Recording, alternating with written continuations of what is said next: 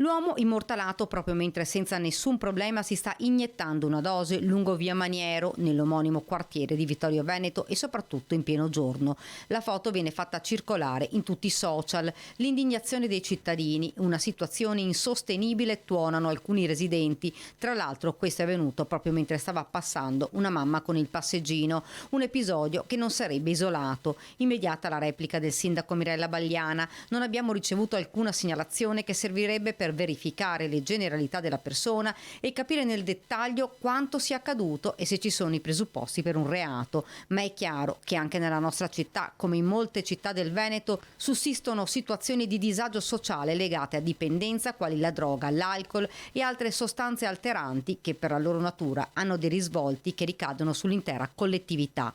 Molte delle persone oggetto di dipendenze, ma non tutte, sono seguite dai servizi territoriali dell'ULSS come SERT e alcuni dei servizi sociali del comune. Come amministrazione Termina stiamo continuando a portare avanti azioni specifiche per far sì di diminuire le varie situazioni degradanti.